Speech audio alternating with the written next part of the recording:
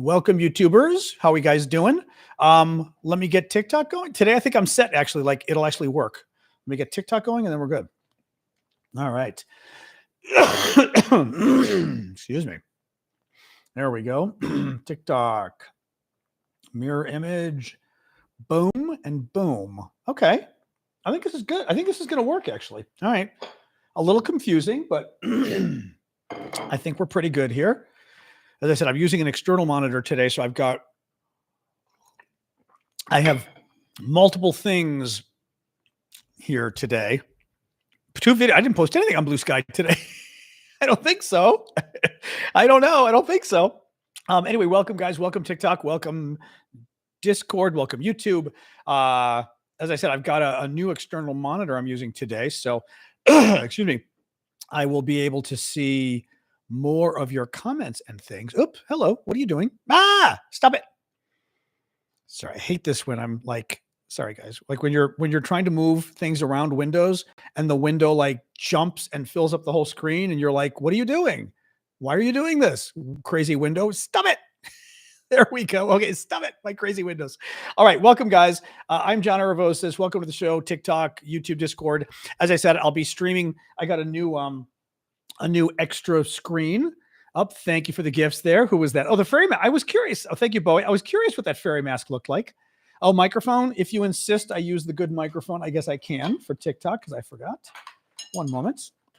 Like I said, I always forget stuff. Hold on.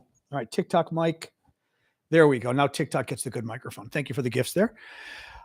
Yeah, I forget sometimes because the microphone is plugged in automatically for Discord and YouTube, but it's not plugged in automatically for TikTok. So I always have to do that on my own, and it always confuses me a little bit when it does that. So, oops, where did I go now? Okay, I dropped out of here somehow. Sorry, Discord's being very ornery today. There we go. Discord, come on. Sorry, Discord's being very... Oh my God, Discord, stop it.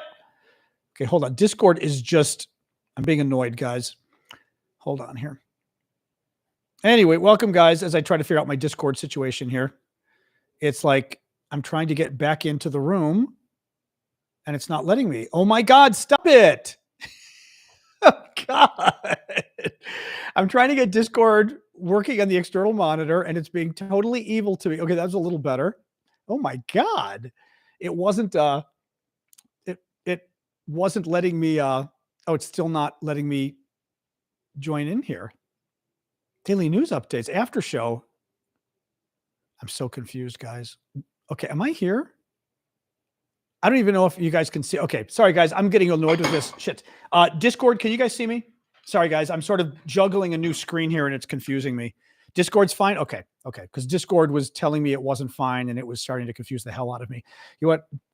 I just may move YouTube over to the extra screen and maybe that's the best way to do this since everything's being a little weird. Okay, YouTube, let's try that instead. I'm putting YouTube in the extra screen, Discord here. Okay, I'm going to stop screwing around. So welcome, guys. John Aravosis here. That's the fairy glasses. I was wondering what those were. Oh, those are so weird. Those are so weird. So yes, what did Mexican billionaire Carlos Slim do? I did not hear Simply Live. What happened with that? Tell me. And then the rest of you, I'm going to get this keyed up now. All right. Okay, this is better now. Anyway, so guys, just so you know, I've got a couple different things. Like I said, I'm trying. Thank you for the gift there. Who's that? McFadge. I'm trying a new monitor today. I've got an extra monitor, which is a little confusing to me because now I'm seeing 3 pictures of myself, which is a little like, whoa. But I've got TikTok over here. I've currently got YouTube in the middle. So when you see me looking away from the monitor YouTube, you're actually here. And I've got Discord over here. So just be kind of aware of that as we go. Anyway, let me jump in. So welcome, guys. I'm John Aravosis. This is my show, a little discombobulated. As I said, I'm dealing with a new external monitor and it's working, but it's just being a little bit complicated. Getting it set up was not the easiest thing, but I think we're pretty good now. Yeah. Okay. I think we're pretty good. All right. Evil little monitor. Are you going to be good? Okay. Anyway, so welcome, guys. Yeah. So there's a lot of news today. So typically what we do with the show is I talk about the latest news from Ukraine And I also talk about the latest news from Trump and company as well. Thank you for the gifts on TikTok. So we do a little bit of everything. I usually start with the Trump stuff, what's going on in the US, and then I move from here over to Ukraine, which of course also involves Trump as well. So let's do it that way. So let's start with Trump first. And of course, keep the gifts coming, guys. As you guys know, I do this for a living. Your gifts help pay the bills. So whether it's YouTube, which I now have over here, Discord, I've got you in the middle, but if my eyes are looking funny, it's because the camera's over there. And TikTok, I've got you guys here. So at least this is pretty good now. So yeah, stocks tumbled today. The stock market freaked out because of Donald Trump's tariffs. As you know, well, at least yesterday, Trump imposed significant new tariffs, maybe it was 2 days ago actually, on Canada and Mexico. Well, Trump has now backtracked again. Trump flip-flopped again and rescinded most of the tariffs for a month. He did this before, and he's doing it again. He just, I'm actually kind of surprised because, thank you, Adventures. I may have said this last night, and thank you, Real Life Works, that I am not a fan of Donald Trump. But one thing I don't perceive him as is being weak. I think he's a bully, but I don't think he's weak, right? And Trump has repeatedly on his tariff threat, he makes the threat, he starts to implement them, and then he backs off. And he did it again, guys. So previously he did this with Colombia. Remember, I'm going to have huge tariffs on Colombia, and then he caved. Then he was going to have huge tariffs on Canada and Mexico a month ago, and then he caved. And then he put new huge tariffs on Canada and Mexico 2 days ago. And then this morning or last night, he caved on Mexico, and this afternoon he caved on Canada, and the tariffs are off again. But even more of a cave from Trump, a vacillation, the tariffs are off for another month. Previously, he did the tariffs and then pulled them back for a month. And then we had more tariffs, and now he pulled them back for a month. Well, every time he does this, the stock market crashes. They're not, and Trump freaks out about the stock market. Trump really cares about the stock market. He does not like when the stock market has problems. And the stock market's freaking out. So he pulled the tariffs again. I will say, I think part of, well, a big part of the issue, frankly, thank you, Laddie, thank you, Luis, thank you, Sean, is I think business people freaked out. Yesterday's cave was with Trump. Thank you, Bowie. Sorry, guys, I'm still getting over that cold everybody else has, and it's still in my chest, but I feel good otherwise. Either yesterday evening or this morning, Trump pulled the automobile portion of the tariffs because the auto industry freaked out and said, you just put tariffs on American cars basically coming into the US that were assembled in Mexico and Canada. So you just increased the price of American cars, like, well, possibly 25%, but at least several $1,000s. And so he exempted the American cars. I think American business people are freaking out. I'm kind of laughing actually, because I'm reading some of the business people on Twitter, like these guys who are these big corporate guys from Wall Street and stuff. And this one guy was great. He's like, I voted for Trump, but I never thought he was actually going to do the tariffs. I figured, my favorite quote was, I figured he was going to listen to the experts and realize that tariffs are counterproductive and will cause a lot of damage to the economy. And I'm reading this going, you thought Trump was going to listen to the experts? And Trump was going to learn about tariffs and become educated on the topic and was going to change his mind because his superior intellect would educate him. And because of the education, he changed his mind. Seriously? So I think what happened was a lot of the people who voted for Trump freaked out when he did these tariffs. Now, the stock market went down 1.8% today, which is a lot. My stocks are down significantly over the last month, thanks to Trump. Also, the Canadians, you guys were talking about this last night, and I pulled it up, and it's very interesting. One of the Canadian provincial premiers, I think you guys call them premiers. I'm going to say in America, maybe we'd consider them governors. It's basically Canada's broken up into, I don't even know how many provinces you guys have. I keep wanting to say 15, but it probably is more like 8 or something, isn't it? But they've got these large chunks in the country. I'll call them states for an American compare. 11. Okay. Thank you, Teresa. There's 11. They are comparable to what we would consider states. 10, 11. I love when you guys can't agree. Does nobody Google these things? Literally, they're arguing 10 and 11 provinces, 10 provinces and 2 territories. Okay, that sounded like the most, and 3 territories, Rajini says. All right, I'm going to let you guys kind of agree amongst yourselves as to exactly how many provinces and territories Canada has, but people are all over the place here. Bottom line is Canada has a number of states, what we would consider states. And the head of one of the states, the governor, they call it a premier, Doug Ford. Let me read you this. This is hilarious. Uh, Ontario Premier Doug Ford says the province will place a 25% tariff on the electricity that it provides to 1.5 million homes and businesses in New York, Michigan, and Minnesota as of next Monday, and could double the 25% surcharge to 50% if Trump escalates his trade war with Canada.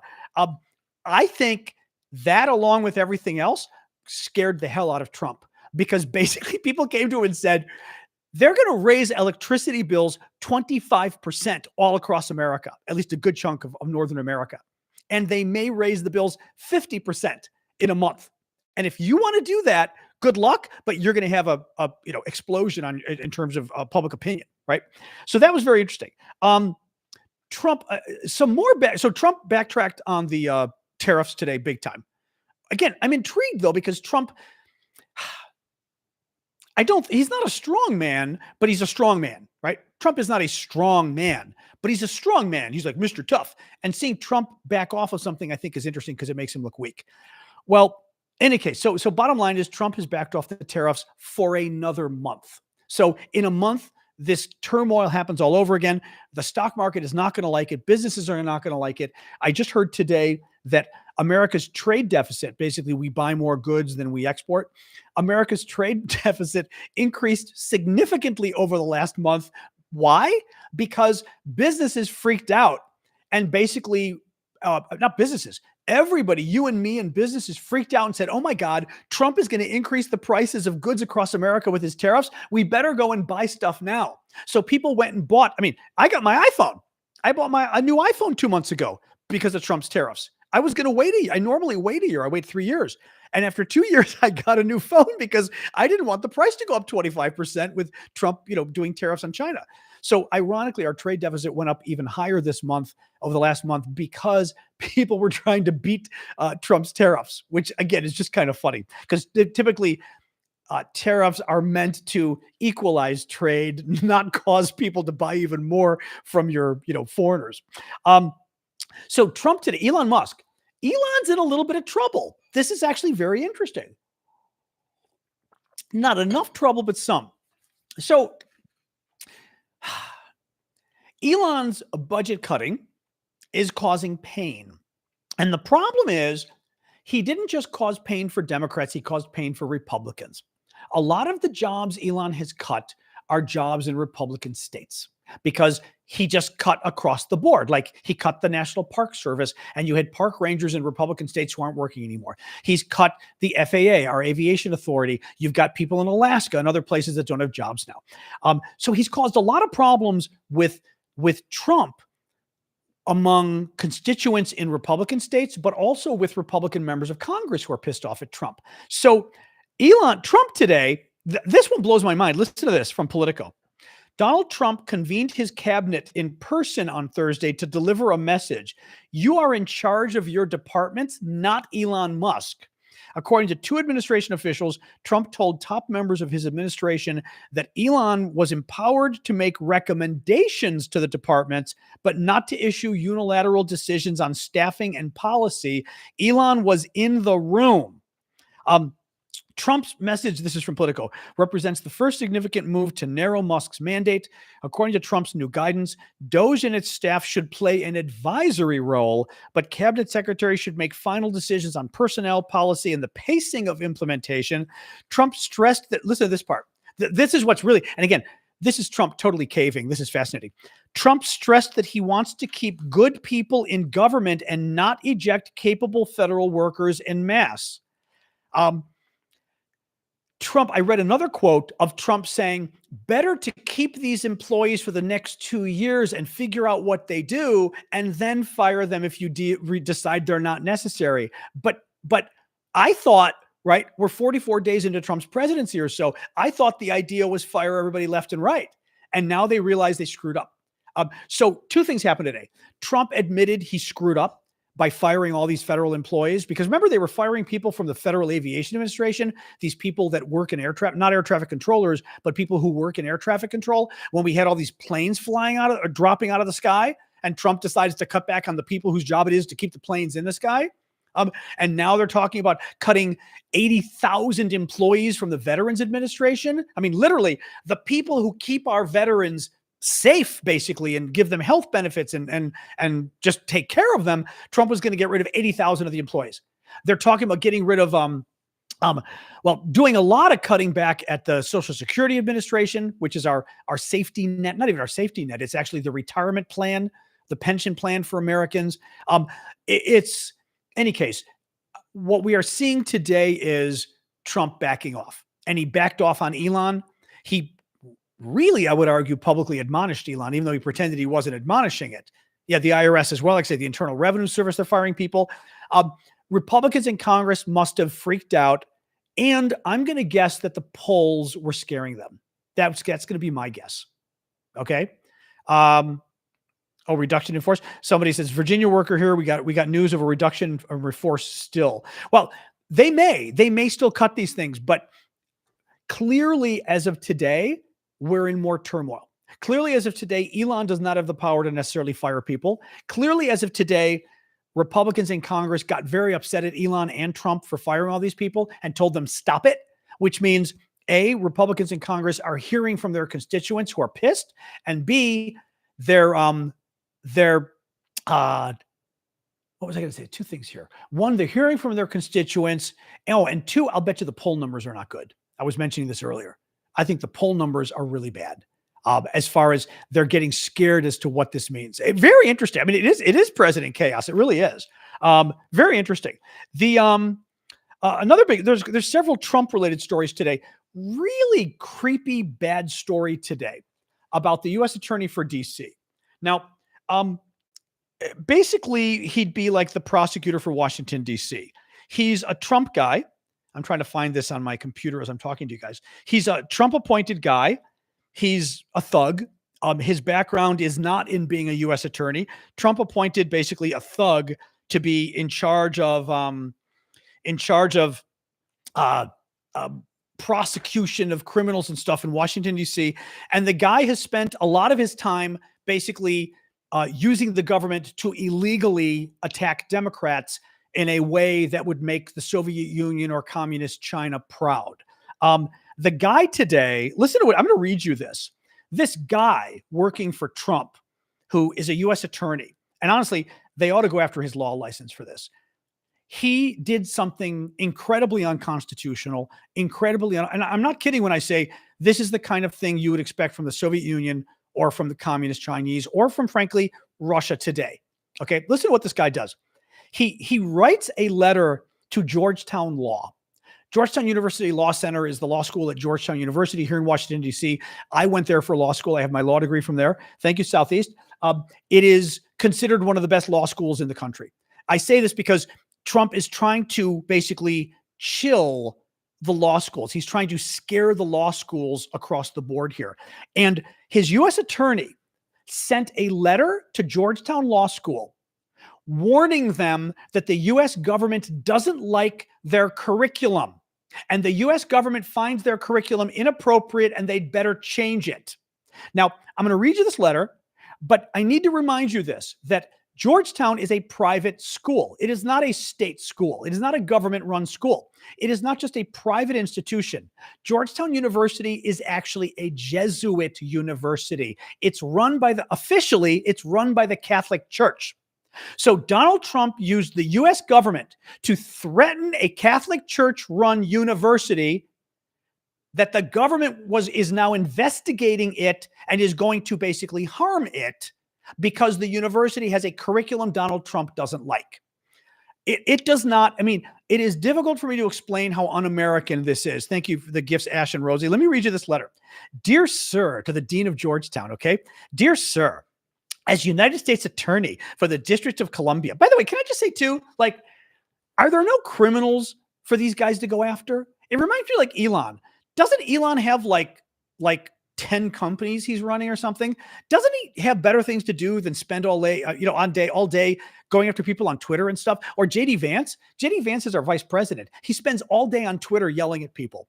And this guy, this thug, Edward R. Martin Jr., who's the U.S. attorney in D.C., he spends a lot of time writing letters that sound like they came from the Soviet Union to people trying to threaten them in a way that, frankly, is unconstitutional and should be illegal. Listen to what this guy said to the dean of Georgetown Law. Dear sir, as United States Attorney for the District of Columbia, I receive requests for information and clarification. I take these requests seriously and act on them with letters like this one you are receiving. Can I also say, he hired a child to write this letter. I mean, you're the U.S. Attorney for Washington, D.C., and you write this letter like you're a 3-year-old. Listen to this, right? I am the U.S. Attorney for the District of Columbia. I receive requests for information and clarification. I take these requests seriously and act on them with letters like this one you are receiving. Letters like this one you are receiving? That's not even English. I mean, quite seriously, that is not English, right? Right. I act on them with letters like this one you are receiving. I mean, it matters because this guy has probably the most important U.S. attorney job in the United States. And he's writing a letter like he's a child, but he is a child. He's a thug and a child because this is the stuff. Listen to this. It has come to my attention. Actually, I'm starting to wonder. Somebody, Aldo just said ChatGPT. This is sounding like a ChatGPT letter. Listen to this. It has come to my attention reliably. It has come to my attention reliably? I mean, again, that's not English. I'm pretty damn good at English. I was a professional writer. I've written for, I guess I am a professional writer. I've written for The Economist. I've got some bona fides when it comes to writing. That's not English. It has come to my attention reliably. It almost is like they used, it does sound like it's translated from Russian, to be honest. It sounds like it's not American English at all. Yeah, so here we go on. Oh, you're leaving us. Bye, real estate chick. Bye-bye. Bye-bye. Mods, real estate chick's leaving us. Oh, here we go. Bye-bye. I didn't get to use this for a while. Thank you, Ash. Anyway, so it has come to my attention reliably that Georgetown Law School continues to teach. If anybody's joining us new on TikTok, by the way, I'm reading a letter from Trump's guy at the Justice Department that's in charge of prosecuting crime in Washington, D.C. And he's been spending his time sending threatening letters to Americans, trying to scare them into thinking this is the Soviet Union or something. And he wrote a letter to Georgetown Law threatening them with the U.S. government Justice Department. And he says, we're investigating you because he doesn't like Georgetown Law's teaching curriculum for law school, where I went to law school. It has come to my attention reliably that Georgetown Law School continues to teach and promote DEI. Okay, somebody tell me again what DEI means, because I always get it wrong. It's basically civil rights. DEI is diversity, equity, and inclusion, maybe. Honestly, I hate stuff like this because it's such a liberal buzzword. It drives me crazy. And I mean, let me just say, because I am clearly not a Trumper, but it also drives me nuts, the crazy shit on the left, that in order to describe civil rights, they had to come up with 3 words: diversity, equity, and inclusion, right? I mean, it drives me absolutely crazy with this. I'm going to use one of my bans on you. Oh, hello, crazy person. Bye-bye, bye-bye, boom, and boom. Got that one myself. But diversity, equity, inclusion, basically civil rights. Civil rights. That's it. It's civil rights. It has come to my attention reliably that Georgetown Law School continues to teach and promote DEI. In other words, Georgetown Law continues to promote and teach civil rights. Yeah. Law schools do tend to promote civil rights, right? In America, that's kind of the law. But also, they teach civil rights. Yes, they do teach civil rights at law school because we have a lot of civil rights laws in the country and civil rights court opinions. You have to teach it. It's come to his attention that Georgetown Law continues to teach and promote DEI. This is unacceptable, he says. Speaking on behalf of the U.S. government Justice Department, this guy, this thug, tells Georgetown that it's unacceptable that Georgetown Law teaches civil rights and promotes civil rights. Okay? This is incredible to me. I have begun an inquiry into this. So now Trump's thug at the Justice Department is saying he's investigating, using the U.S. Justice Department to investigate Georgetown Law. Okay? To investigate Georgetown Law because they teach civil rights and they actually promote civil rights at Georgetown. That he's going to use the U.S. government, the Justice Department, to investigate a private Catholic university. Okay?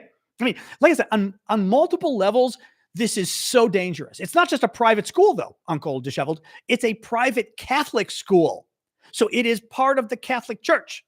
I mean, officially, I wasn't Catholic. I went there anyway. But officially, it is. Okay? So we go on. I have begun an inquiry into this and would appreciate your response to the following questions. First, have you eliminated all DEI from your school and its curriculum? Again, he's talking about eliminating all civil rights from your school and your curriculum. Second, if DEI, civil rights, is found in your courses or teaching in any way, will you move swiftly to remove it? Honestly, I feel like I'm reading a document from the Chinese Cultural Revolution here. You know what I mean? At this time, God, it's written so poorly. I'm just kind of, thank you, Anachronistia, for the gift. At this time, you should know. It's written so terribly. At this time, you should know that no applicant for our fellows program at U.S. Attorney's Office, our summer internship or employment in our office, who is a student or affiliated with a law school or university that continues to teach and utilize DEI will be considered. Again, not English, but they're now threatening the universities that they're not even going to interview or hire students affiliated with universities that teach and promote civil rights. Okay? I look forward to your cooperation with my letter of inquiry, blah, blah, blah, blah, blah. This is a letter. This guy should never work as a lawyer ever again. This is one of the most outrageous things I have ever heard of. It is not just an assault on freedom of speech. It is fascism. I grew up, during the time of the Soviet Union. This is the kind of thing you'd expect from the Soviets. This is the kind of thing you'd expect from the communist Chinese. This is the kind of thing, although I will say this actually, because people were saying it's not quite communist, it's fascist. You could argue that the Soviets were worse because the Soviets, for example, the communists would actually not let a university establish its own curriculum anyway, right? The communists wouldn't have in China, they're not going to let you establish your own curriculum and threaten you. They're just going to say no, right? And the Soviets, so fair enough. But yes, the attorney's name is, one more time, he's the U.S. attorney for D.C. He's quite well known. The attorney's name, again, it was like Edward Martin or something. Hold on. Let me pull this up again. Because the ignominy is important. Edward R. Martin Jr. I love Jr. Guys that put Jr. in their name, I'm sorry, but it's really? Because everyone knows who Edward R. Martin is? Really? So here's the thing, because I don't quite get this. I talked to a lawyer friend of mine today. What this guy is doing is illegal. You cannot use the government to threaten speech at a university. That's the first problem. I forget what it's called, but a lawyer friend of mine who's worked on these things, there's actually a name for it in terms of this chilling of speech by the government. He says they can absolutely go to a court and they can get this, basically get whether it's an injunction or whatever from the court saying you can't do this. This is meant to threaten free speech. This is meant to threaten universities. It's meant to threaten universities to basically not teach civil rights.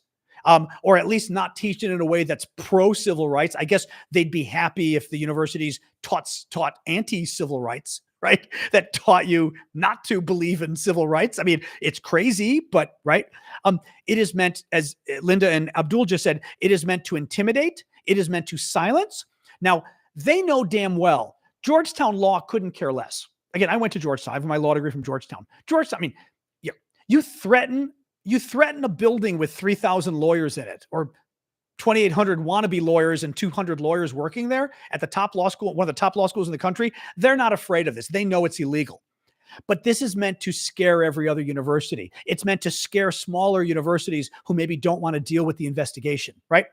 I mean, you're literally threatening, not even threatening. He announced a Justice Department investigation of Georgetown because they teach and promote civil rights, guys. I mean,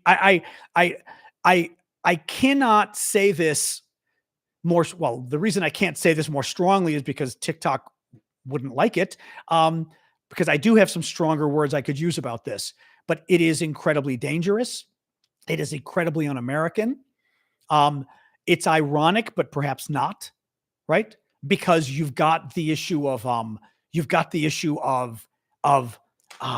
was I saying in terms of being ironic? We shouldn't be surprised they're doing this. This comes in that larger category I told you guys the other day where expect Trump to do everything. Nothing is off the table, right? The idea that he would use the US government to attack a Catholic university, its curriculum, and the fact that its curriculum supports and promotes civil rights, that's considered worthy of an investigation by the Department of Justice. I mean, incredibly dangerous. Incredibly dangerous. No, there's a complaint will be filed against this guy. I don't know whether it'll go anywhere. They need to file a complaint against this guy. Thank you, Mustard, and others for the gifts here. It's astounding to me. Egg prices. Remember how I mentioned egg prices yesterday? I went to the store today. My eggs just went up 40%. Actually, my eggs went up 50% in the last 2 weeks. Remember, I left for Europe and my eggs were $4. They're now $6. The same eggs I buy across the street are now $6 when they were $4 last week, 2 weeks ago. The alternative I looked for, guys, 50% increase in the price of eggs I buy in 2 weeks. Okay, 50%, 50. I mean, the cheapest eggs I could find now are like $5.40, a 38% increase from what I was paying 2 weeks ago. Now, I realize this is cheaper than some of you are paying, but the point really isn't that. The point is the eggs I buy, the exact brand I buy, just went up 50% in 2 weeks. And what is Donald Trump doing? He's focusing on threatening law schools for teaching civil rights. He's threatening transgender athletes, right? He's I'm going to talk about it next, threatening Ukrainians, Venezuelans, Cubans, and Afghanis who are here as refugees.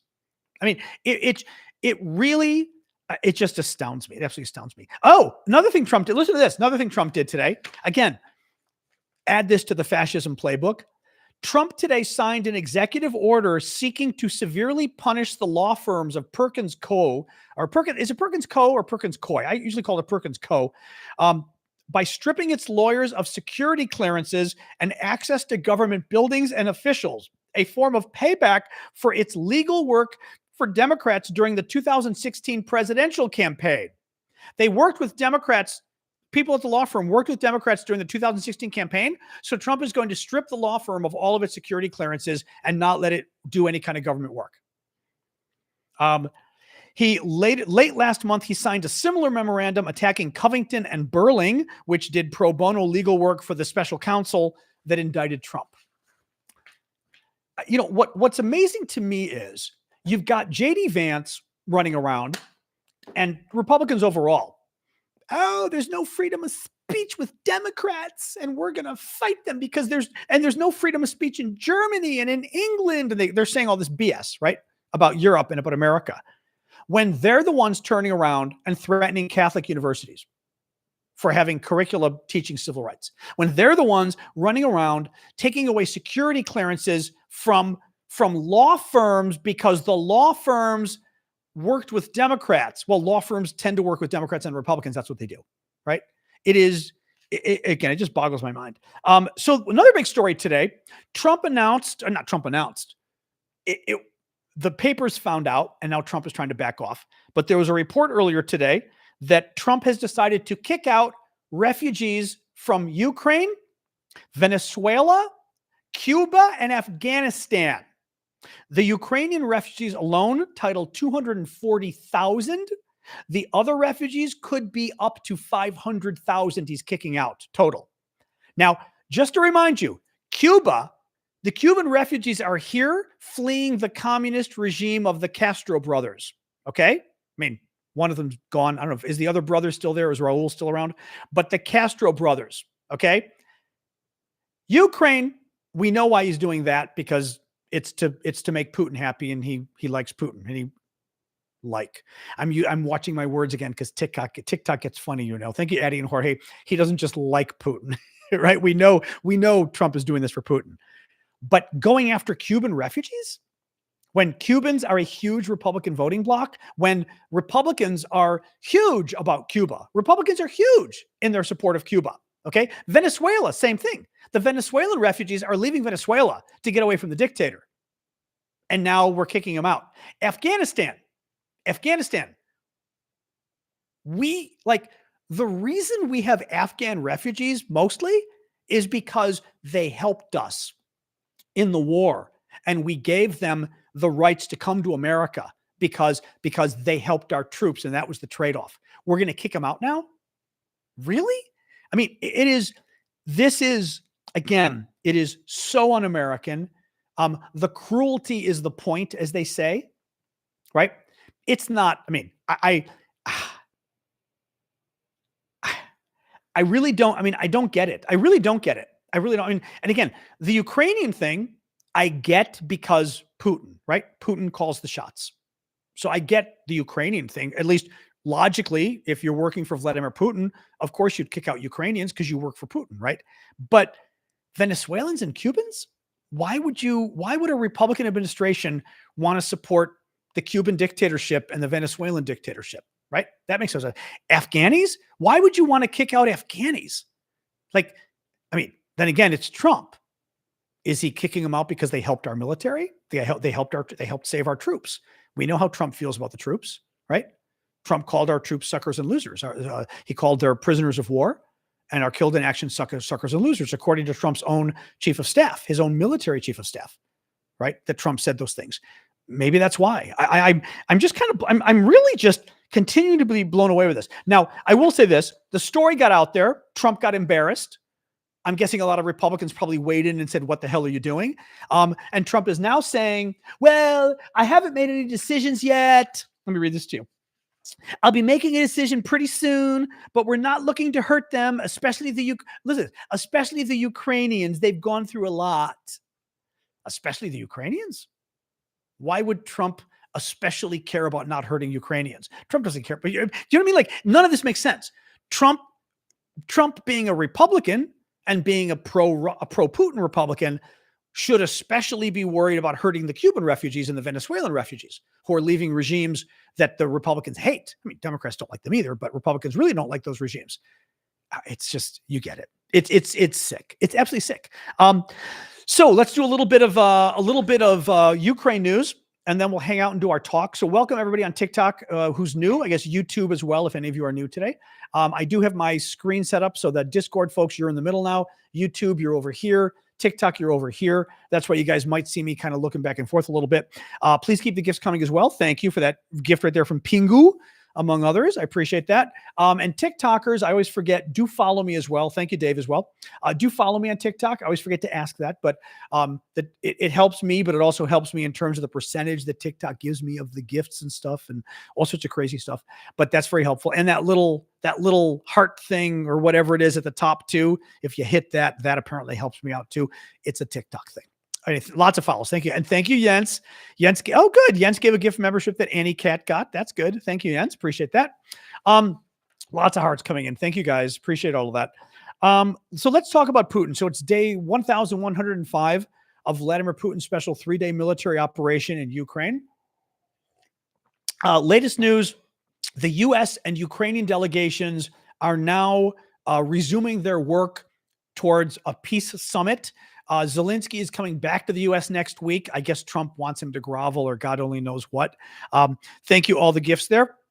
Trump wants him to come and grovel. Trump says he will be going to Saudi Arabia over the next month and a half, presumably to meet with Putin in a summit or whatever. Zelensky's going to Saudi Arabia next week. So there's a lot of movement today on the, maybe not peace front, but on the peace negotiation front. Let's put it that way. What else we got? New York Times, quote, I think, oh, this is from Trump today. I think what's going to happen, thank you for the gift there. Who's the gift from? From Jenna. Thank you, Jenna.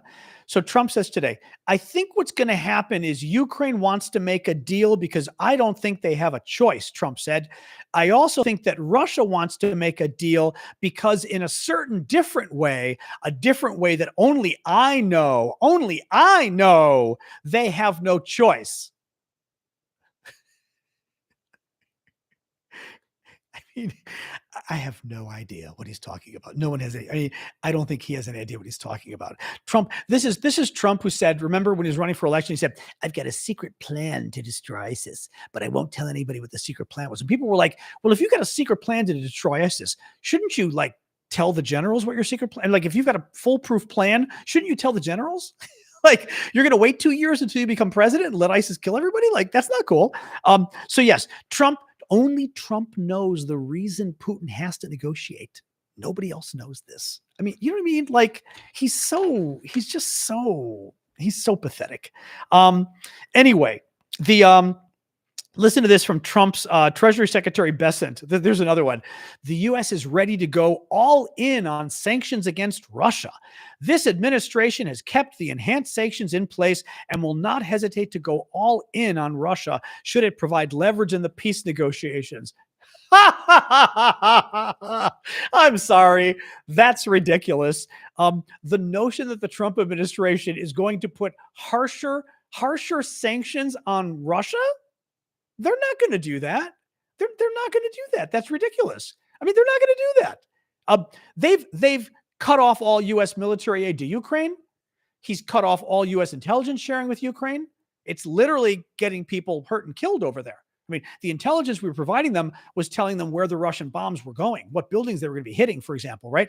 The notion that Trump is going to turn around and, if Russia isn't nice, we're going to put more sanctions on them.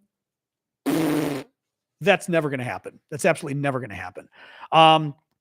Poland and Lithuania have signaled their openness to a French nuclear deterrence for Europe. France in the last couple of days has been talking about extending its nuclear umbrella to cover Europe. I'm not entirely sure what that means. My suspicion is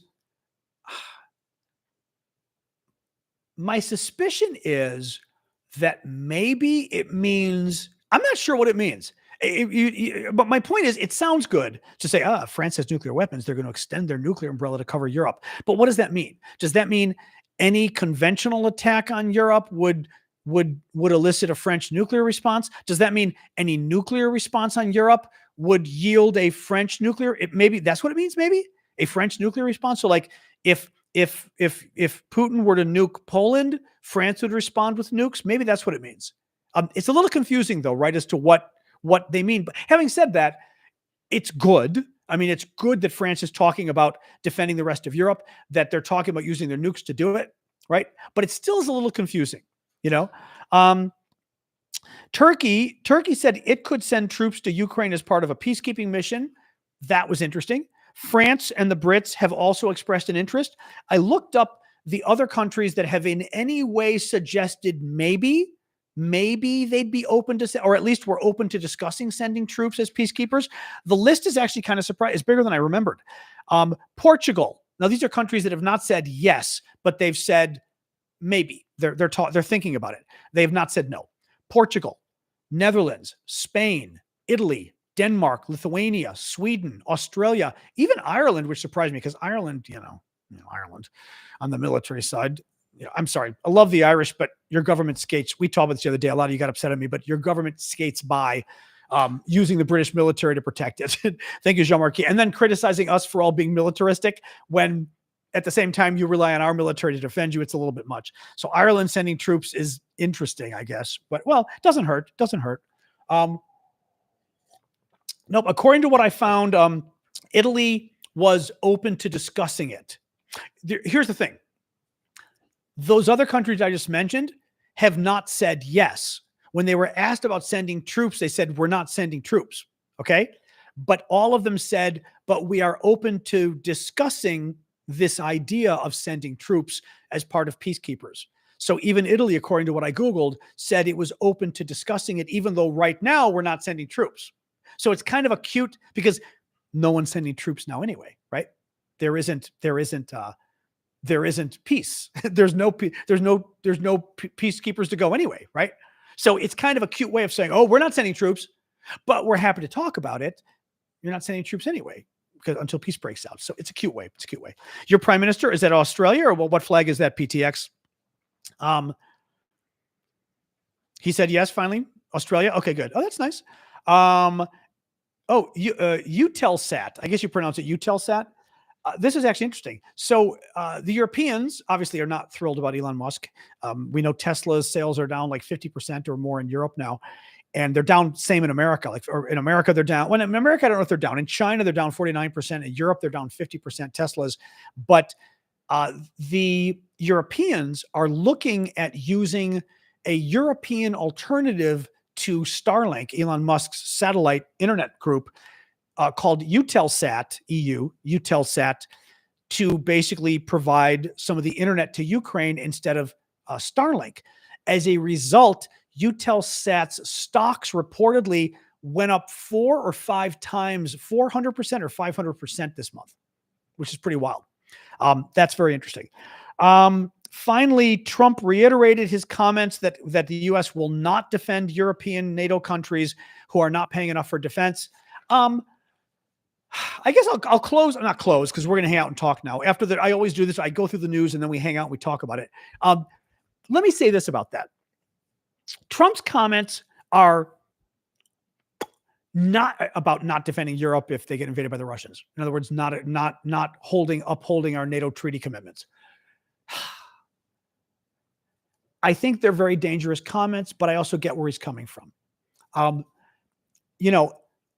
Under NATO countries agreed 20 years ago, mind you, over 20 years ago, NATO countries agreed that every NATO country would spend 2%, a minimum of 2% of its GDP would be spent on defense, meaning 2% of your economy would be spent on defense. So your defense budget should be at least 2% of your total economy. So if your total economy is, I don't know, right, $100, you've got to spend at least $2 on the military, on defense, right?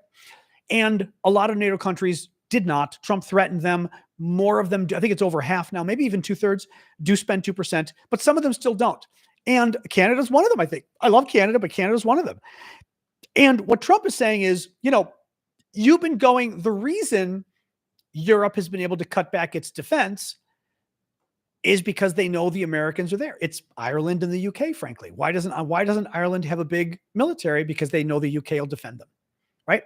And I forget, is it called rent, or what is it called in what's the word I'm looking for in economics? Free rider, I think it's called, right? Free rider, I think it's called, when basically you get stuff for free by just kind of glomming on. And in this case, a lot of European countries didn't spend 2% on defense, even though they were required to under NATO, because they knew America was going to defend them anyway. Mooching. Yeah, Gunther's calling it mooching. Right? But that's freeloader. It is freeloader. Okay, thank you. Freeloader. It's the freeloader, free ride. I was calling it freeloader. Where basically they're getting it for free. So I get what Trump is saying. I think it's dangerous to say it publicly because it kind of tells Putin, hey, maybe you could invade. At the same time, it's kind of annoying to me. It's been 20 years. We agreed that NATO governments were going to spend at least 2% of their GDP on defense. And if you're not doing it, this is kind of ridiculous. Thank you, Disco Dave, for the gift. It's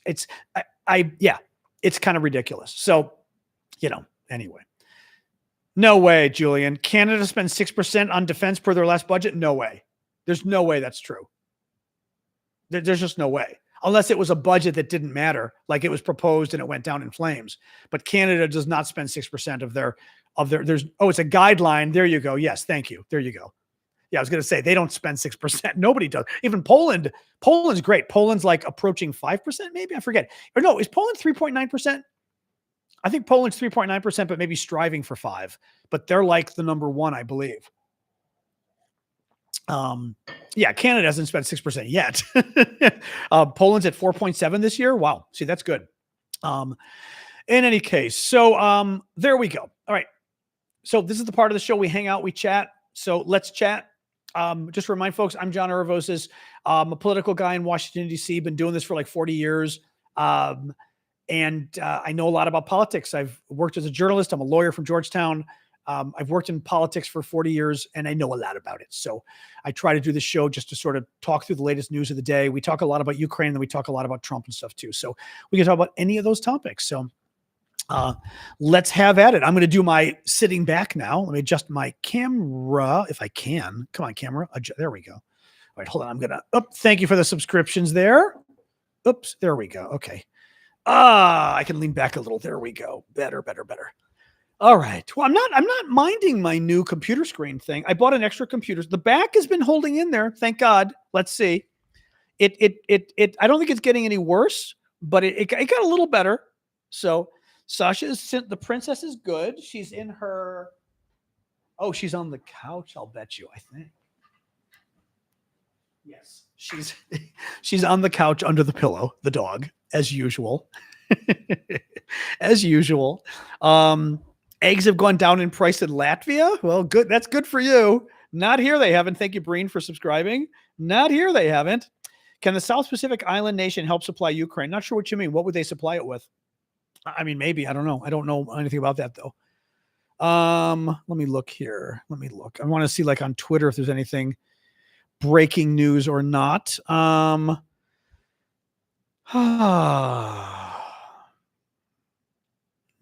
nothing here. I'm going to yawn again. I have an excuse, remember. I'm still doing my jet lag a little bit, but doing pretty good here. Okay,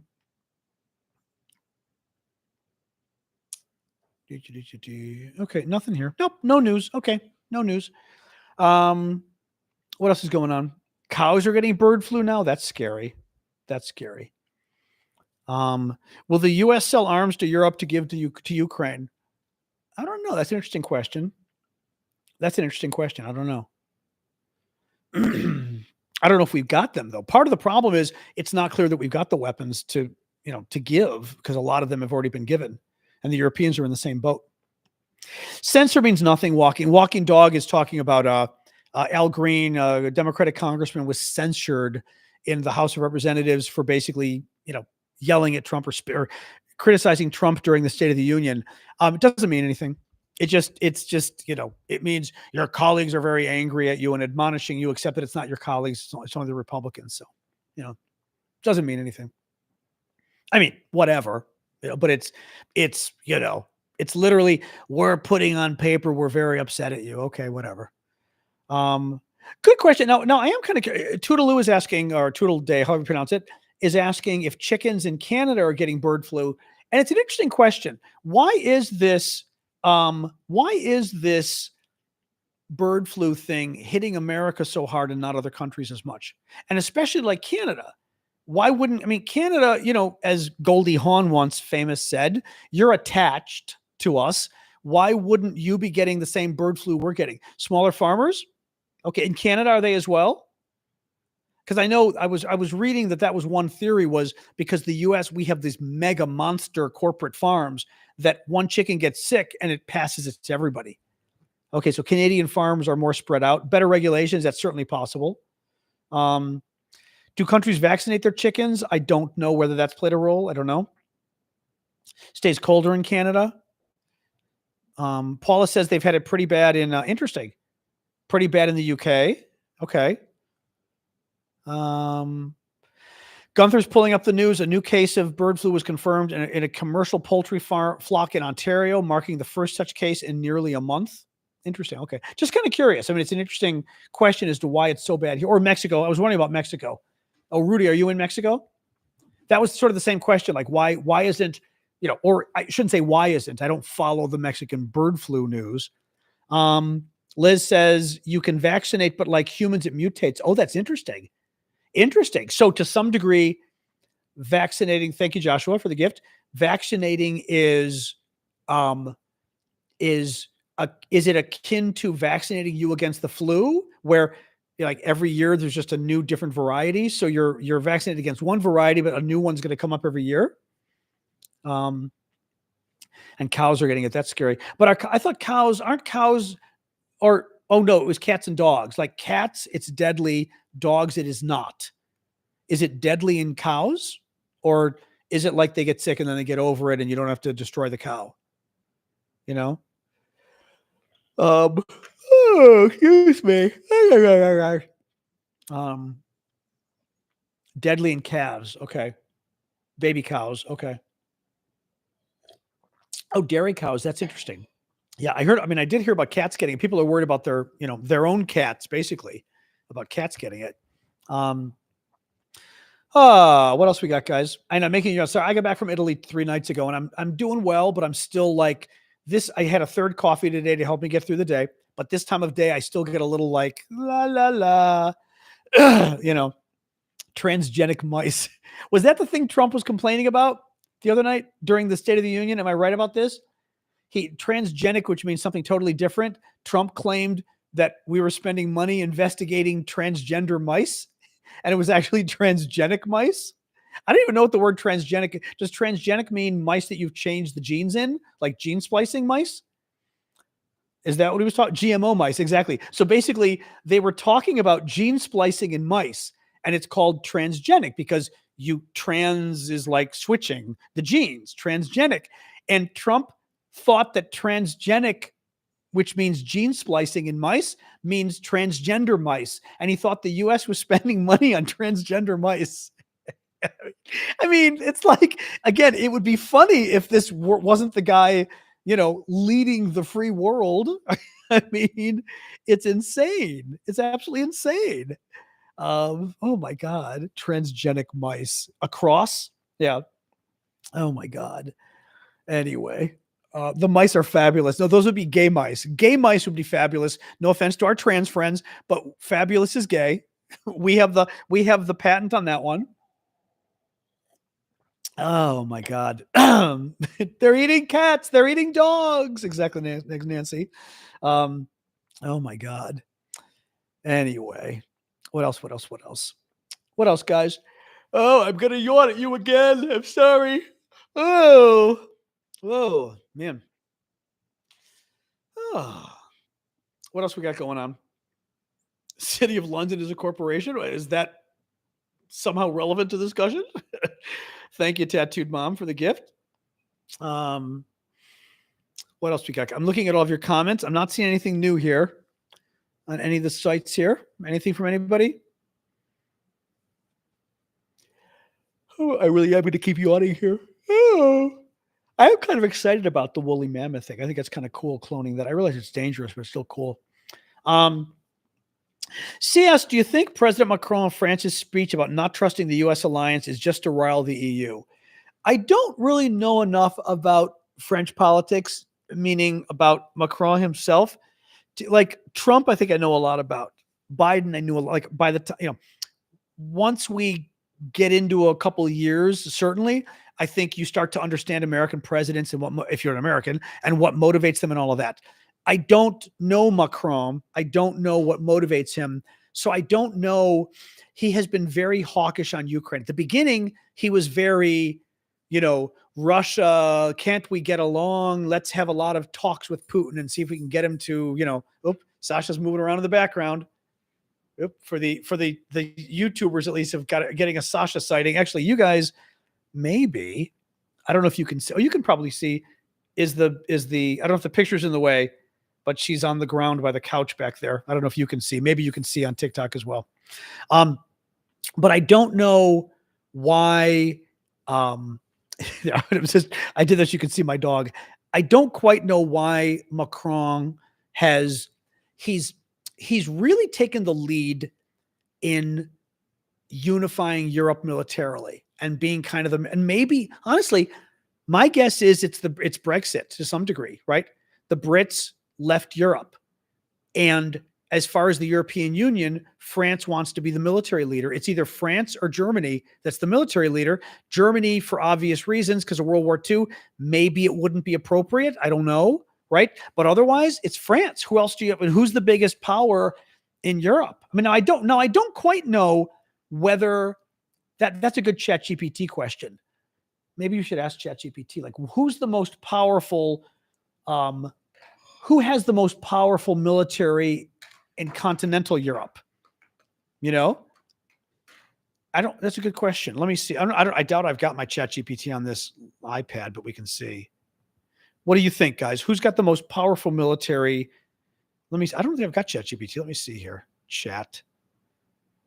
Oh, GPT. I probably don't. Shoot. I'm going to have to download it, I think.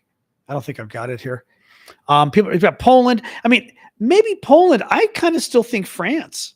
Let me try to download this. Chat GPT. All right. Got my glasses on. Download. All right, take it a second here. That's all right. But I'm kind of feeling, I mean, maybe Germany. I'm kind of feeling like it's France, although France has nuclear weapons. So you get into a weird, that becomes a more confusing question because of France being nuclear. Does that make France more powerful than Germany in some ways, right? Let's try this here. Oops. Hold on. Continue with Google. Hold on. Come on. It's making me log in. Hopefully it's not going to be a pain. Hello, dog. Let's see. There you go. Come on. Now it's using my thumb. This iPad. Oh, come on. It hates whenever I use my thumb to try to log in. Oh, come on. Oh, my God, you're annoying. I have tried repeatedly with my frickin' thumb, and this thing always gets it wrong. Let's try this. Okay, here we go.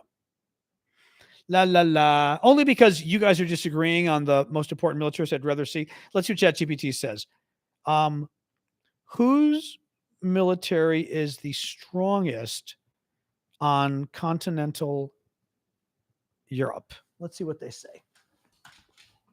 ChatGPT. Not always right, but France has the strongest military in continental Europe. It has a highly capable and well-funded military, including nuclear weapons, a powerful air force, advanced naval assets, including an aircraft carrier, and a well-trained professional army. Germany has a large economy and is increasing its defense spending, but its military has faced readiness and equipment issues. Other strong European militaries like Italy and Spain are more regionally focused. That said, if you include alliances, NATO as a whole we know that. So yeah, this is saying France. Now, if you include the UK, I'm assuming UK is stronger. Is the UK military stronger than the French? Now, this is ChatGPT, but it's still interesting to see. I'm going to say yes, but let's see. The UK and French militaries are very closely matched, but France generally has the edge in overall military power due to its larger conventional forces and more independent defense capabilities. Interesting. Nuclear arsenal. France has its own nuclear triad, submarine-launched ballistic missiles and air-launched nuclear missiles. The Brits rely on submarine-launched missiles, but does not have an air-based nuclear option. Army. France's is larger than the UK's with more tanks and armored vehicles. Air Force. French are strong with Rafale fighter jets, robust network. UK Air Force is strong with F-35s and Typhoons. Navy, UK has 2 aircraft carriers. France has 1. Global presence. Anyway, very interesting. Yeah, interesting. They think, wow, the French aren't going to like, the Brits aren't going to like that. ChatGPT thinks that, is Callum here? ChatGPT thinks the French are stronger. Ruh-roh. Uh-oh. Ooh la la. Ooh la la. You're welcome, C. Thanks for joining us. Anyway. What do you mean, Jeffrey? Where does Turkey stand in terms of how powerful is it?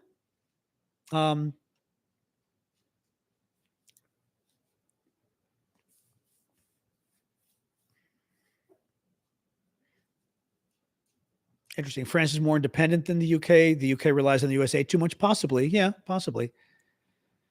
Oh, interesting. Where does okay, let's see. Let me ask it and see. Hold on. Come on. Oh, it just doesn't like my thumbs. Let me try here. Hello. Okay, there we go. How does Turkey compare? Let's see. I really have in Europe, I was starting to really get into using ChatGPT. I'm kind of liking it now. Turkey has one of the most powerful militaries in Europe and the Middle East, often ranked just behind France and the UK. Okay. So ranked behind France and the UK. Okay. Okay. So there you go. Interesting. All right. Very interesting. Base closing ingredient did not hear. So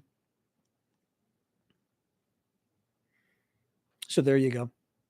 It's very cool. I mean, again, I don't want to, I will say this. I hate to admit it, but Elon's Twitter's AI is very interesting. I was using it somewhat because ChatGPT cuts you off after a while. Twitter's AI was surprisingly good. It surprised me a few times when I was in Europe. I don't want to do too much of a plug for it because it's Elon. So, but what does DeepSeek do? What does DeepSeek do? Or is it just another chat? Or is that just another AI? Yeah, Grok or whatever is Elon's with a stupid Grok. What a stupid name, But it was shocking. I mean, again, I hate to do a promo for Elon here, but I was trying to figure out the bus to take from Lucca, a smaller town in Italy, to Florence to leave. And I'm looking at the app. I asked Google Twitter's AI, and I said, hey, I'm in Lucca, Italy. I need to take a bus to the Florence airport to fly back to the States. And I'm trying to figure out how to pay for the bus. Can I pay on the bus? And he said, you should be able to pay on the bus, but you can also download the regional Tuscan transportation app called something or other. So I download the app and I'm looking at it. It's confusing as hell. Literally, the first thing is a drop down and you have to pick which of 10 regional buses you want, Florence, urban, Florence, ex-urban, all sorts of crazy lists, right? And we're looking at it, can't make any sense. So I'm like, you know what? I'm going to ask ChatGPT. My nephew goes, there's no way. I'm going to ask Twitter's AI. So I asked Twitter's AI. I said, okay, I'm looking at the app. I can't figure it out. For example, it's asking me, there's a drop down and it's asking me which region. And it goes, oh, for that drop down in the app, you probably want to select this, which was something I didn't suspect. And I'm like, okay, I pick it. And I said, what I pick, it told me what to pick next. For the thing that it wanted next, it didn't have exactly. So it went through some options. Bottom line, this thing told me how to get a bus ticket, how to use the app, an Italian bus app in Tuscany, a Tuscan bus app. Elon's AI was able to walk me through using the app. I mean, that kind of blew me away. That's Star Trek computer worthy, right? Like, computer, do some research on this specific app and tell me how to use it to go from. I mean, it was damn impressive. And the best part was it said, you may not find this city listed, but try it. And it didn't. And I said, well, all it's listing now is Florence. It isn't giving me, first drop down, second drop down, or third drop down isn't giving me Florence, or it's only giving me Florence. It's not giving me the Florence airport. And it says to me, get this. Well, the Florence city is farther than the Florence airport. So you're probably paying more anyway if you pick Florence. And I mean, this is Italy after all. You can probably just explain away that you're a foreigner if the Italian, guard comes on the bus and asks you. And I'm reading this going, okay, this is just bizarre. Pretty freaky. Yeah. I would use ChatGPT, but it limits how many requests you can use. And it's like $20 a month. The AI said that. The AI started walking me through, well, this is Italy, so you probably can get away with just explaining to the guy that you're a foreigner. I was like, oh my God. It's pretty weird. I asked it, for example, too. I'm at the train station in Florence. I'm desperate to use the bathroom. I don't see anybody I can ask nearby. So I asked the damn AI, does the main train station in Florence have bathrooms? And it goes, oh, there are two. One is off of track 16 and one is off of track number 5. I'm like, you've got to be kidding me. I mean, those are the kind of searches that blow my mind, because if you Googled it, it's not quite, you wouldn't really get a Google result giving you that kind of answer. You know what I mean? It's really, this AI stuff is boggling my mind. Oh, you just log out and in? I didn't know that, bad gal. Oh, that's good. I'll try that. Ukraine, Santos, you're a little late. We talked about Ukraine for like 45 minutes. I'm happy to talk about Ukraine, but I can't give a summary of what we talked about. My sound and video aren't synced. Is it doing that for everybody or just Greg? If it's just Greg, try leaving and come back. If it's everybody, there's nothing I can do. It's off. Ugh, nothing we can do about that. Oh, some of you it's okay. That's interesting. Okay. So for some of you it's off and some it's okay. That's weird. Okay. Um, Sergio says, I use ChatGPT to troubleshoot Linux and computer hardware compatibility. Oh, that's interesting. I actually asked it a tax question today that was about my mom's estate. And I gave it like the details. It gave me an answer I think is correct. I mean, I'm not going to rely on ChatGPT for taxes, right? But it's very, I mean, because the thing that's interesting is once you start using it for more complicated stuff, you start to appreciate what you can use it for. Like I never fully appreciated what I could use ChatGPT or those kind of things for. Like I said, until I was in Florence and I thought, where the hell is the bathroom? Maybe the AI knows it knew. Or like I said, I'm trying to figure out how to buy a bus ticket from this little town I was in, little for Italy, but I mean, not little, but little for us, Lucca, to go to Florence.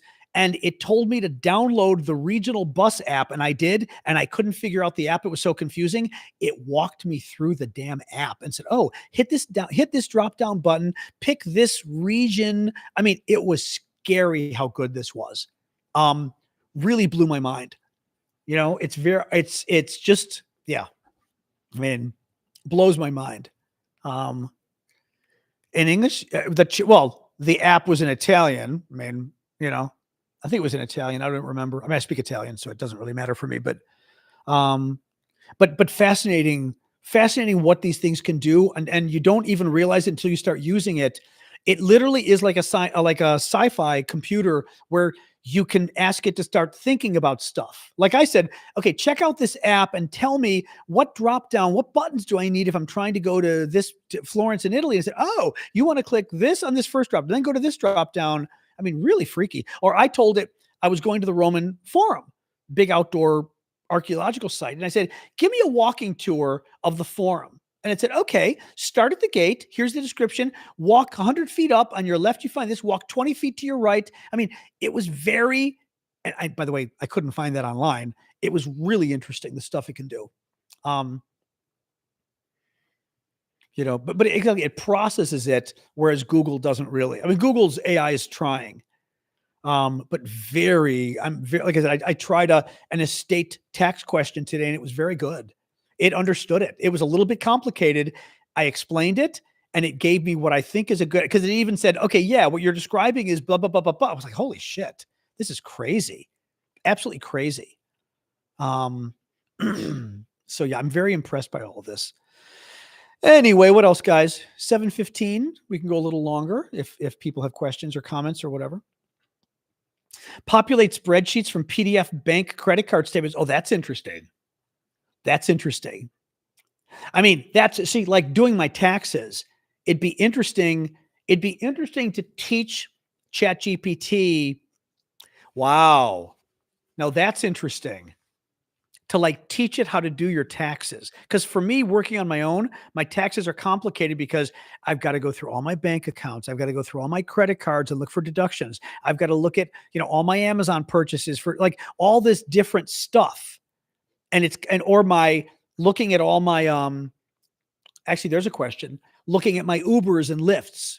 And every time I go to a doctor's office, I've got to deduct it, this kind of stuff. It'd be very interesting if you could teach it how you do your taxes and give it the raw information. The problem is, okay, what Diane is saying, good point. Do you really want to give ChatGPT, I'm not giving it to Elon, do you really want to give ChatGPT all your financial information, really? Right? That's a fair point. You're right. All of a sudden, my information becomes part of somebody's database. That's true. That's true. If I could have it running on its own in my computer, that would be very interesting. Is the U.S. in for a rough ride? We're in for a horrific ride, Joe. A very, very dangerous ride. Yes. Yes. But think of like AI going and looking at tax returns and stuff. It's wild stuff, A self-employed U.S. citizen in Latvia. Yeah, that stuff's got to be confusing as hell, doing it from abroad. AI taking the job of accountants? Sure. I mean, literally. You'd say, well, I work on my own. These are my sources of income, right? I take deductions for these categories. Hell, you could even say, go through my credit card statements for the last year and try to pull out the different things that would fit home office, this, and ask me questions about anything you're not sure. So that it says, oh, John, you bought a computer monitor. Was that for fun or for work? And you say, oh, that was for work. Okay. And it starts to just doing all of this, right? Absolutely fascinating. Absolutely fascinating.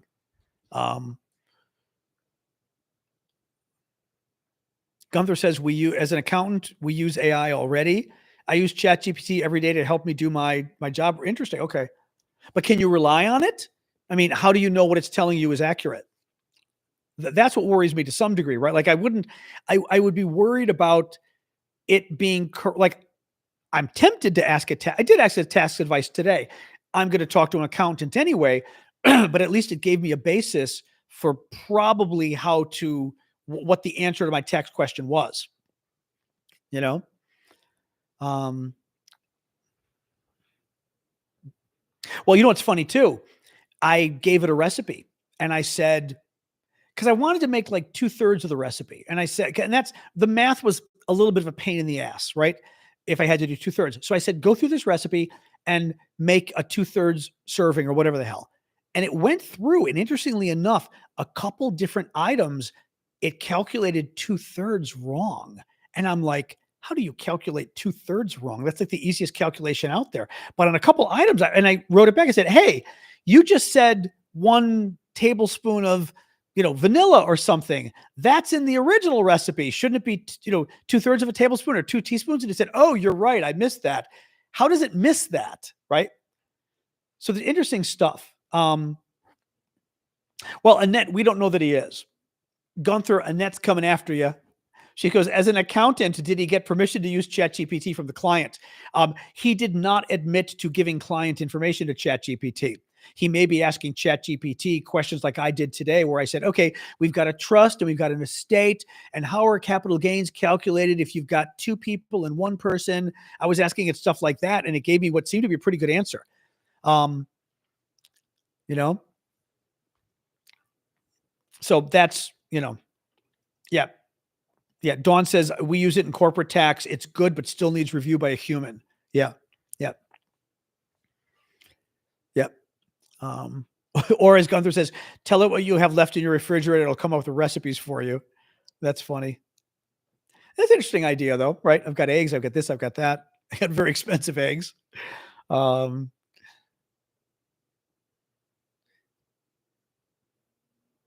not sure what you mean, Solak. It doesn't understand arithmetic. What do you mean?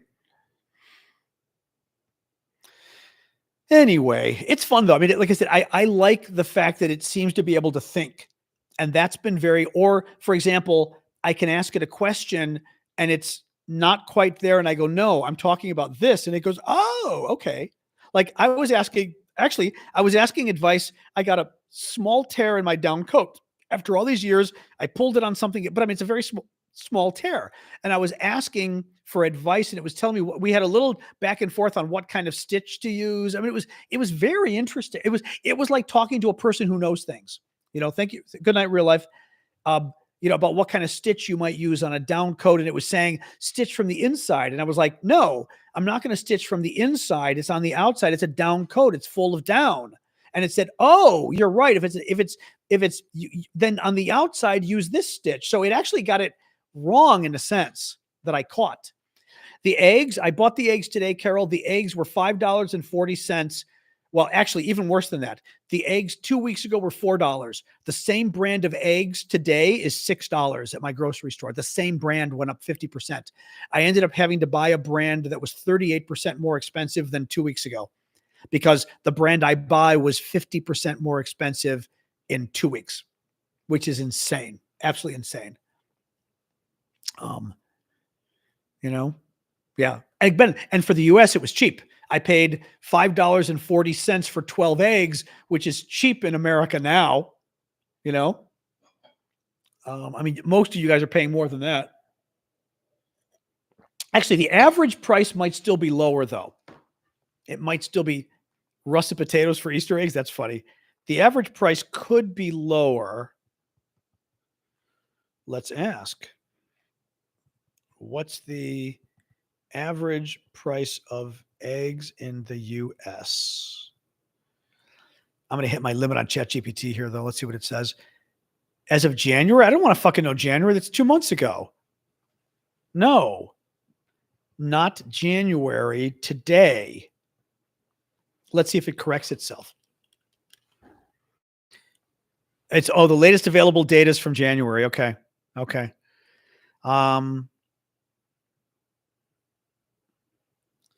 Business Insider may have a more update. Give me some articles that are more recent, but it still should have found them. Well, I'm trying to find the average price though. The average price might be $4.50 or $5. The average price for a dozen eggs is now $4.95 as of 2 days ago. So the average price of eggs in the U.S. is now $5. Yep. $1 cheaper than Walmart. I'm surprised about that. Eggland's Best might be the ones I got, I think, but ours are up to $6 now, which is ridiculous. Just crazy for a dozen eggs for me, but yeah. Price of eggs versus democracy. Well, but both matter. I mean, and actually, by the way, price of eggs is how we're going to get our democracy back. I'm not sure Americans are going to care about losing democracy, but they are going to care about the price of eggs going up and Trump not doing anything about it. So that potentially is the way to get them, you know? Yes, the dog is now asleep under my table here. $10. Yeah, California is insane. $10 for a dozen eggs. That's just crazy. I don't understand that. Vietnam eggs are $1 for 10. Oh my God. That's nice. Second person died of measles. Oh, well. Ukrainians being deported. We did discuss it, Kitty. Very bad. 240,000 Ukrainians. Although Trump is now backing off and saying, I haven't decided yet. It's fake news. So apparently he got embarrassed and now he may be backing off. The price is connected to bird flu. Yes, it absolutely is. Gunther sharing something from, due to vendor constraints, we are experiencing shortages on caged-free eggs. We apologize. And then what's the other one say? Caged-free eggs. Okay, I don't know what you're showing us.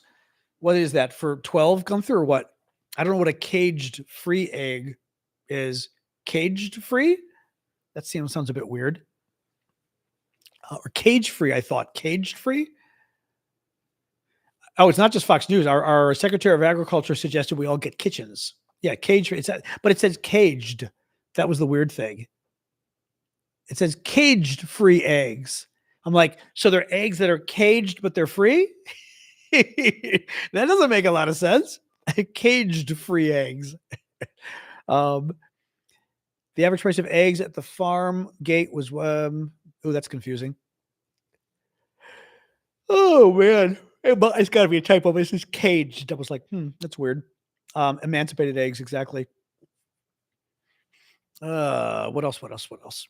I did break into my Italian Parmigiano Reggiano today. So the Parmigiano Reggiano I got in Italy for $6 a pound was $22 a pound across the street. I went and looked today, and now I'm very upset I didn't buy more. I bought a pound of it, and I should have bought more because I had room in my suitcase. I could have brought another 2 or 3 pounds easily, and I'm pissed that I didn't. I'm so pissed that I didn't. $6 freaking a pound for Reggiano. Oh, make me sick.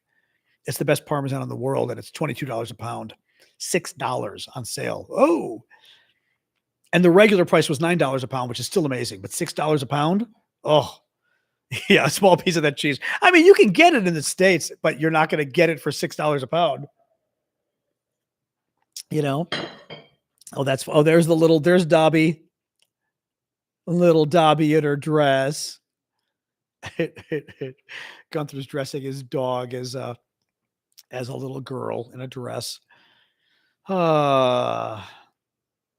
Anyway, $3.92 for 12 eggs in Sweden. That was my price 2 weeks ago, Jens. Not anymore. Italian deli. I can't imagine an Italian. Nowhere in the U.S. are they going to charge $6 a pound. There's no way. I mean, I can't imagine that's way too cheap here. That's an interesting question. Sean is asking, are cakes, etc., are pastries and cakes and stuff more expensive now because the price of eggs is going up? That's a good question. Has anybody noticed, like, our bakeries, have the price gone up in bakeries, for example? I know, like, Waffle House or whatever said they were having a surcharge of 50 cents an egg. People are saying, yes, it would have to go up. It'd have to. I mean, if you got, especially if you've got like a cake that uses a lot of eggs. Actually, before I left, I made an Italian cake that had 6 eggs, and now I regret it. I froze it. I've still got it. It's good. I made like a an orange. Italians like to make almond cakes. It's an orange almond cake with clementines, but you boil the clementines. I think I told you guys this. You boil the clementines, and then you break it apart and take out the seeds, but you use everything else, the skin and the guts and everything else. It's very good. But it used 6 eggs, and I was like, 6 eggs. It's like a king's ransom now, you know. $2 an egg at IHOP. Wow. Wow. 11 eggs for tiramisu. Oh my God. See you, Blue Ariel. Oh, exactly. Don't you own a suit? Oh my God. Doesn't Elon own a suit? Right? I mean, that's right. The time changes next week. Yeah. The time changes next week. So the show, I don't know. The show will be earlier, I think, because the time changes in America next weekend. So next week we start an hour earlier it'll still be 6:00. The best thing to do is just make sure you ask your, computer, what time is 6:00 in Washington, DC? And because it'll be the same time, and hopefully, what I'll try to do, I'll try to go and, excuse me, I'll try to go and create some shows in advance for next week. So like Monday's show is already there. So when you go and look, you go, uh-oh. Well, I know they're not caged.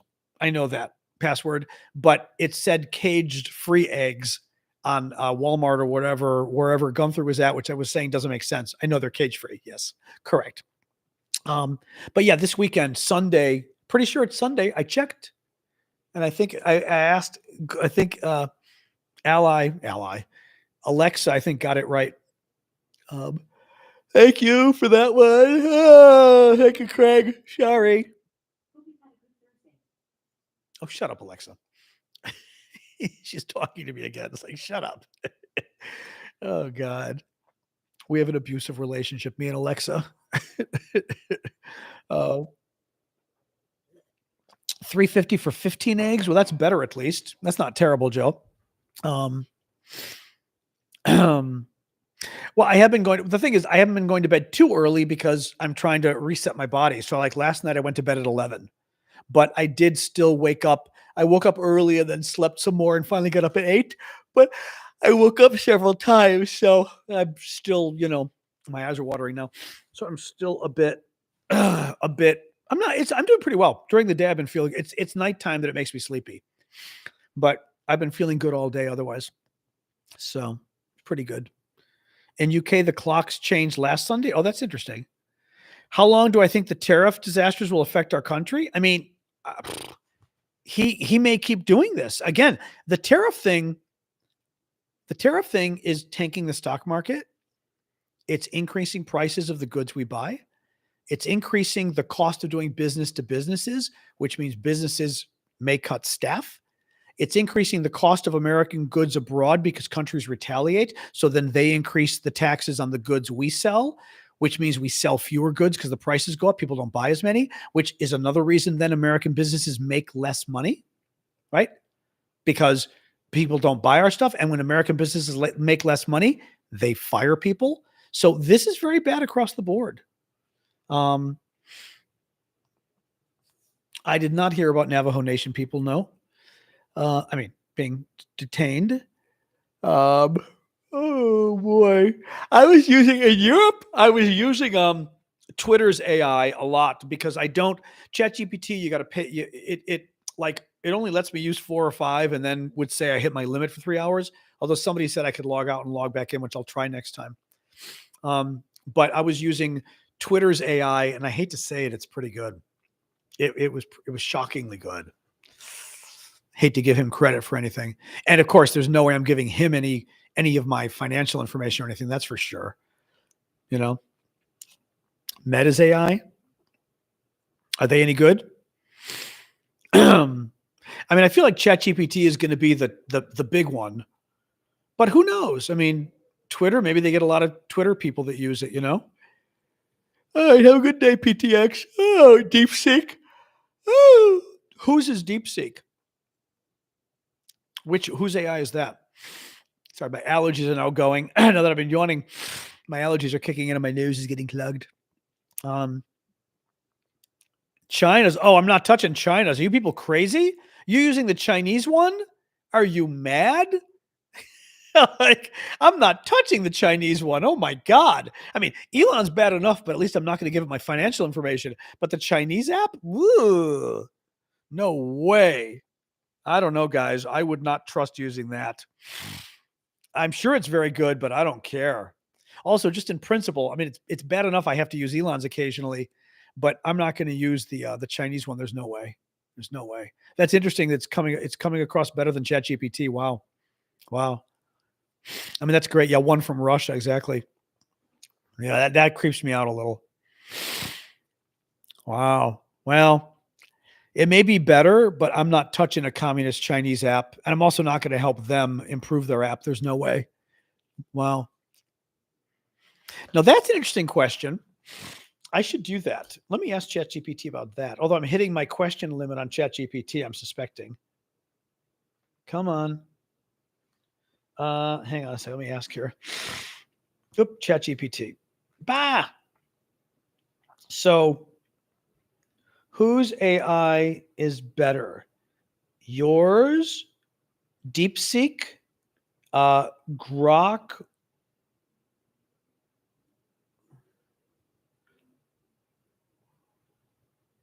or any other one that currently exists? Let's see what it says. The answer depends on how you define better. Each AI model has strengths and weaknesses. It doesn't want to answer the question. OpenAI, ChatGPT. Generally strong at reasoning, language, and general knowledge, coding, fast and efficient responses, integrated tools. Weakness can sometimes be too cautious in responses, not always up to date. DeepSeek, focus on mathematical and science reasoning, strong coding abilities. Weakness, general conversation and creativity, not as widely tested. Grok, integrated directly into Twitter, which makes it useful for real-time discussions. Tends to have a less censored, more opinionated style. Elon Musk claims it has a rebellious personality, making it more engaging. Weaknesses, not as advanced in reasoning and coding as ChatGPT or DeepSeek. Google's Gemini, didn't even know that existed. Has accuracy issues in the past. That's not good. Claude by Anthropic. There's something called Claude. Okay. What is Meta's called?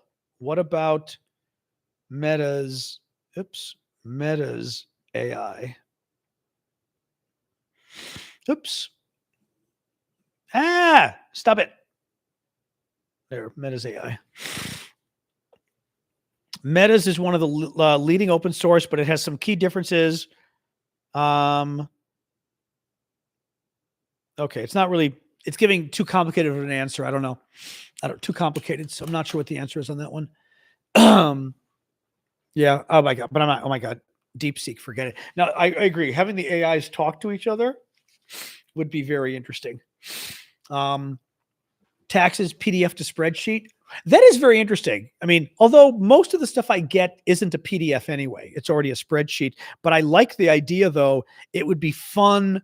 Okay, for example, I did my taxes on note cards last year, and I broke down the categories, and I even wrote down some of the various things. So, like, I don't know, office deductions, I wrote down, I didn't write down pencils, but let's pretend I wrote down pencils, stapler, whatever.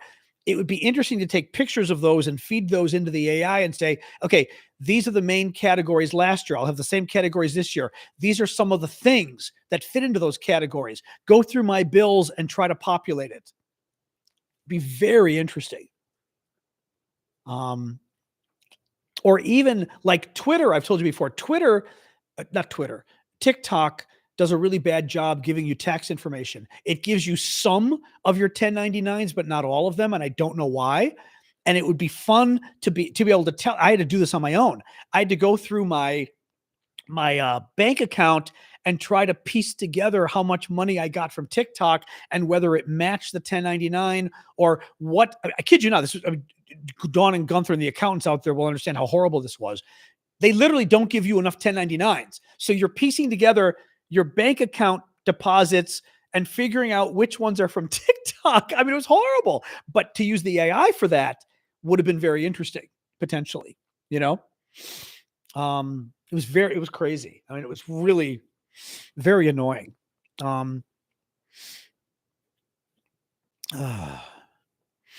nose is still running from my cold, not my cold, but my allergy thing hitting me today.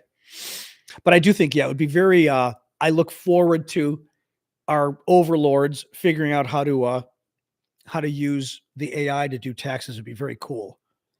Assuming it's, not going to take over the world or who knows, report me to, could you imagine it looking and going, I think you cheated. I'm contacting the government. You're going, no. Like, I mean, it could just, or Elon or the Chinese. Well, now we think you've cheated and we're going to blackmail you or something. I don't know.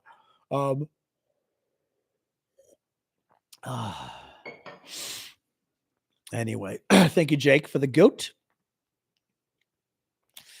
All right, guys. Oh, we always do this. Like, I don't go long enough and then I go too long. It's already 7:40 right now. So we're going an hour and 40 minutes. I'll probably close up soon.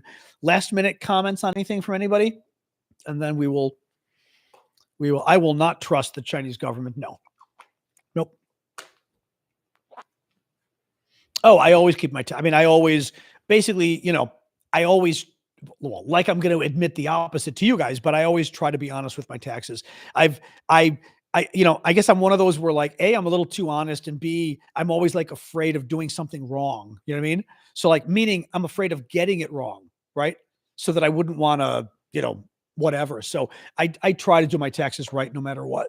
And I tend to be less. Having said that, I have always believed if you can claim a deduction legally, you claim it. People got on Mitt Romney's case, for even Trump to some degree, for not paying taxes. I mean, if you're doing it legally and you don't have to pay taxes, I don't want to pay taxes. Like, if legally I can not pay taxes, I won't pay taxes. I'm not going to say, well, it'd be nice of me to pay $10,000 in taxes, right? I mean, no, right? Why would you do that? But nonetheless, if but you want to do it legally, you don't want to not pay taxes because God, I had a roommate years ago who was like, well, I was driving up, home and visiting my parents, but I'm going to deduct it because I'm going to pretend it was a business trip and I was like, ooh, okay. Then I'd rather not get audited, but whatever, so like, it was a little weird. But there you go. As Gunther said, tax avoidance versus tax evasion. Exactly. Legally, I would like to spend as least as I have to on taxes. But I'm risk averse in terms of if something's questionable, I'd say no, don't do something questionable. That's whatever, my take, but your mileage may vary. So, in corporations, your tax return is the first offer to the IRS. It's a negotiation. Really? What do they, do corporations always get audited, or what's the deal? That's interesting.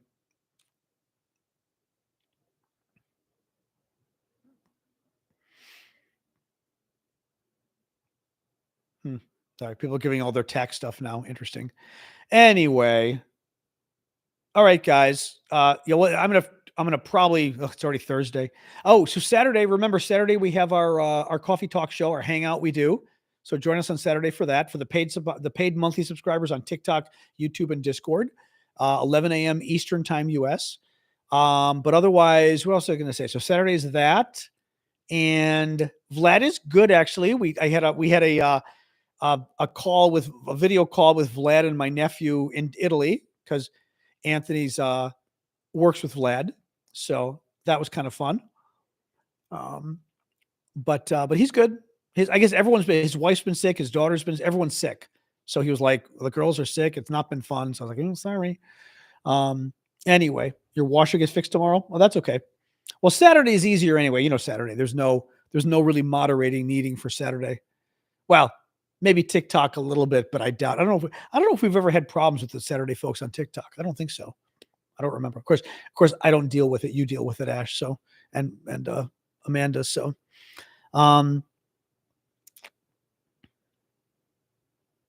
what?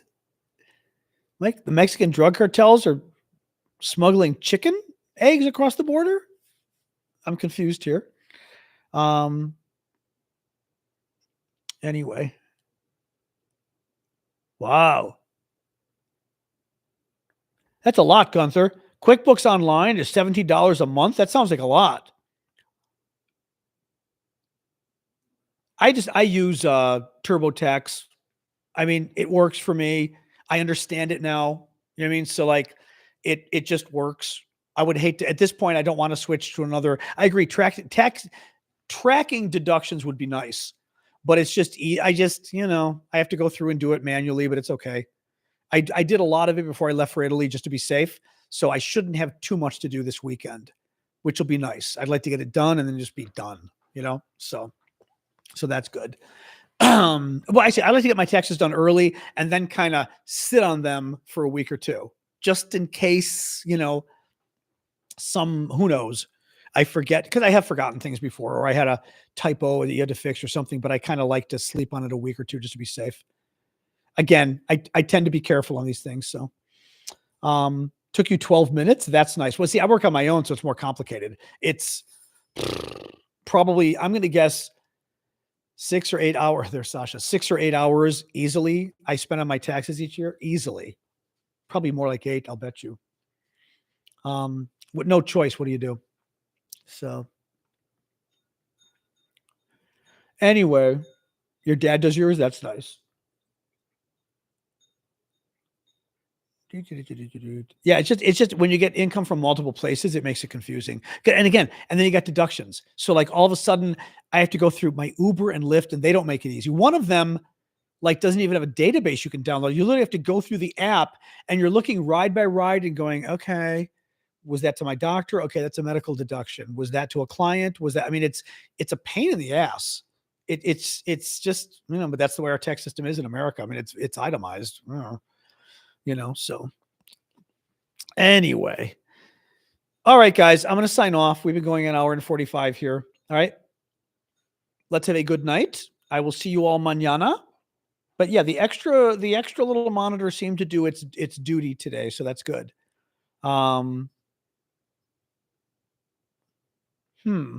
Mike, I'm not sure what you're talking about. You're confusing me tonight, Mike. Walmart is asking its suppliers to reduce prices and take the brunt of the tariffs. Oh, it wants the suppliers to do it rather than passing the cost to Walmart. Well, yeah, I'm sure. Of course, they want somebody else to take it. Yeah. It takes I would say it takes a full day to do my taxes, but that would be like an 8-hour day. So usually I break it up into 2 full days on a weekend, and I did most of it before I left. So I think I've got another 2 hours, probably max, maybe an hour, maybe left. And I might have my taxes done, which would be nice. So that'd be great. So, all right. I will see you guys. I'm going to hang up. So YouTube, Discord, TikTok. Let me do TikTok, Discord first. All right. Hang up on you guys. Hold on. I've got to move this over so I can see it. Discord, where are you? There you go. There it is. Okay. Bye, Discord. Boom. All right. YouTube. See you. TikTok, you're next. YouTube. Yep. I do have to set up auctions. I've not. I will, because I have a ton of auction items today.